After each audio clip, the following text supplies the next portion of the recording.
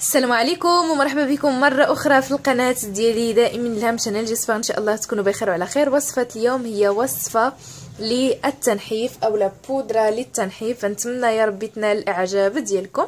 وصفه اليوم وصفه سهله مهله بمكونات جد بسيطه ورائعه ايضا وفي متناول الجميع، فنتمنى يا ربي تنال الاعجاب ديالكم. دابا غندوزو المكونات وطريقه التحضير. اول مكون غتحتاجوا ليه هو سكينجبير.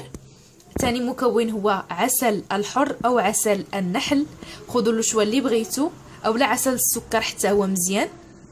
وايضا غتحتاجوا الكركمه اولا الخرقوم البلدي كيف ما تنقولوا. وغتحتاجوا اناء يكون فارغ اولا اناء عفوا يكون فارغ، وغادي نوضع فيه جميع المكونات ديالي اللي كتكون من الخرقوم وايضا سكينجبير وايضا عسل.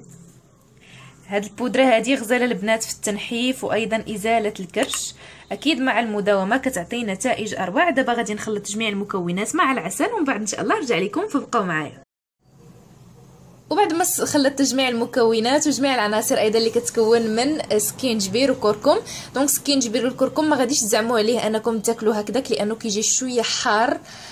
دونك داكشي علاش استعملنا العسل اللي غادي يبنن لكم اولا غادي يحلي لكم هاد الوصفه هذه، كم تقدروا تاكلوها. بالنسبه للزمن اولا طريقه الاستعمال ديال هاد الوصفه هذه، فكنصحكم انكم تاكلوها 3 ديال المرات في الاسبوع على الاقل، لانه 3 مرات في الاسبوع يلا غادي تبدا تبان لكم نتيجه ان شاء الله منذ يعني الاسبوع الاول اولا الاسبوعين يعني الاولين. فنتمنى يا ربي تنال الاعجاب ديالكم. كيف ما قلت لكم تاكلوها 3 مرات في الاسبوع، سواء في الصباح سواء بالليل سواء في العشيه، ولكن كان احسن وكان افضل كذلك انكم تاكلوها في الصباح. يعني ان فوا تفطروا، الناس اللي عندهم مشاكل في المعده ديالهم كنصحكم انكم حتى تفطروا عاد تاكلوا ملعقه ديال السكينجبير مخلطه مع كركمه او الكركم او الخرقوم البلدي مع عسل، مع ملعقه عسل كومسا يجيكم البنه ديالها حلوه. دونك تاكلوها 3 مرات في الاسبوع على الاقل، واكيد على الاكثر تاكلوها 4 ديال المرات في الاسبوع على الاكثر البنات، خصوصا البنات اللي عندهم مشاكل في المعده دائما تنقولها.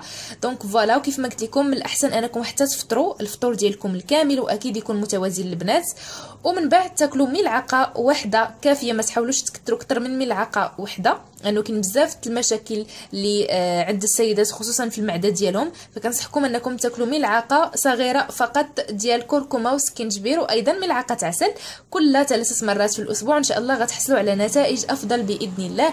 فنتمنى يا ربي تنال الاعجاب ديالكم هذه البودره السحريه للتنحيف وايضا ازاله الكرش او التخلص من الكرش اللي ديما كتعمل لنا عائق في الحياه ديالنا. فيا ربي تنال الاعجاب ديالكم هذه الوصفه. بالنسبه للبنات اللي جربوها ما تنساوش تردوا علينا في خانه التعليقات وتعطيونا يعني الوصفه كيف جاتكم من ورا ما جربتوها. وايضا ما تنساوش تعملوا لايك، تشتركوا في القناه، تضغطوا على زر الجرس، وايضا تابعوني على مواقع التواصل الاجتماعي. جميع الروابط غادي تلقاوها في صندوق الوصف. وشكرا لكم على حسن المتابعه والى اللقاء.